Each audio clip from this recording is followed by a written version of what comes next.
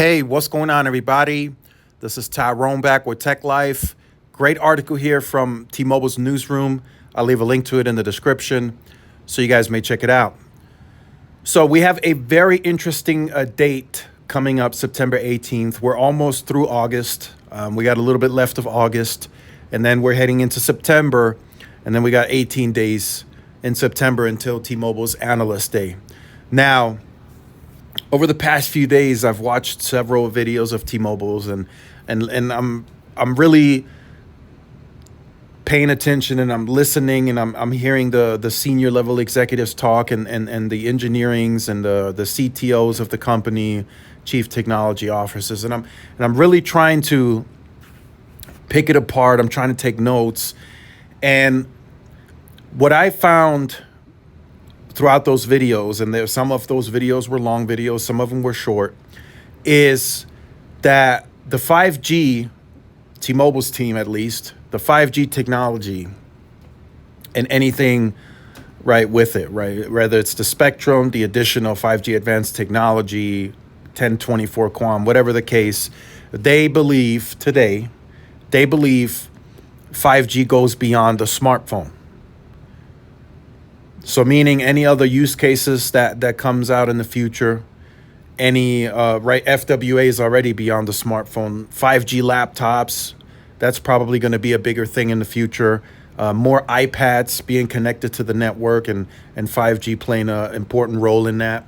So they believe it goes beyond the smartphone. I can see that happening because today the speeds that the smartphone can take advantage of, it's too much. It's overkill. That's where the extra capacity model comes in from T-Mobile. If a cell phone can do 1.2 gigs, you got to monetize. That's just too much. The cell phone doesn't require that much speed to do what it needs to do. So the reason September 18th is so important is because we need to see how T-Mobile's network is going to evolve for the rest of this decade and even beyond 2030. Because if they believe this 5G goes beyond the smartphone, they're gonna have to build a network that supports use cases beyond the smartphone. And yes, the extra capacity today, it can handle use cases beyond the smartphone. We clearly see it. We see it with FWA. They're connecting up some smart cities to the network. They're doing the driverless car thing. They're doing that with Halo. And they're going to do others as well. They're going to sign up to other use cases too. But eventually, extra capacity, it's just that. It's extra capacity. With time, it's going to fill up. And I'll say it again in this video. I said it in videos pre-merger. I said it in videos post-merger. Yes, T-Mobile densified. They gained some additional density from the Sprint merger.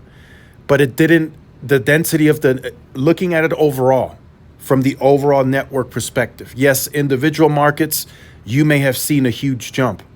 But for the most part, when you pick it apart, the network did not densify the network to a certain degree. It's not like the overall network grew densification by 50, 60%. That did not happen. Right? My market, as an example, they only added like 4 Sprint keep sites throughout the entire market. So they sprinkled 4 of them like in random parts of the city. So yes, for that specific radius, the densification got better, but it didn't improve drastically the overall densification of the market. So they will have to, September 18th at the Analyst Day, I'm wanting to hear, and this is me, I'm wanting to hear a higher site count of macros, a higher site count of small cells.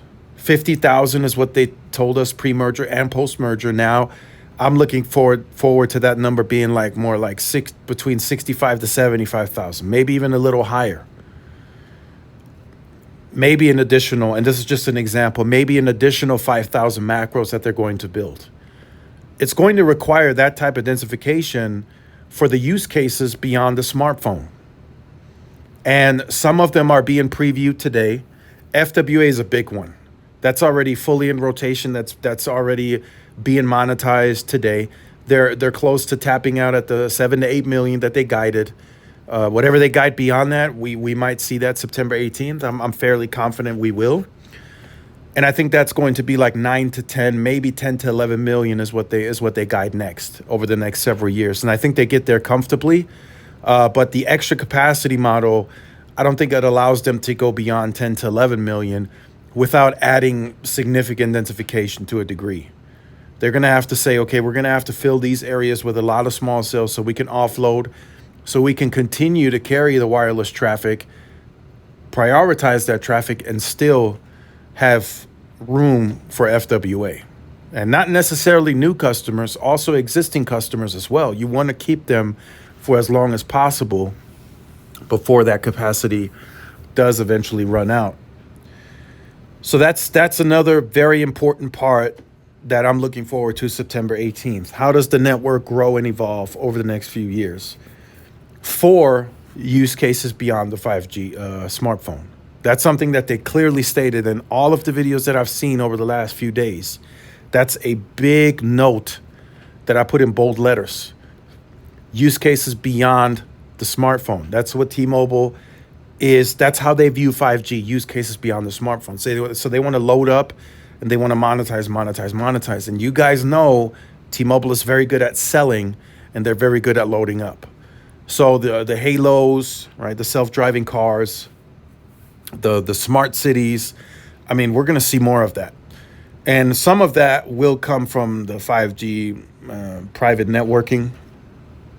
But the commercial network itself, they're going to have to densify that. Continuously densify. You can't just leave it alone for a few years and then all of a sudden you're going to, let me just get this going. No, you have to start densifying every year, bit by bit, so you don't have to start from a point of being behind.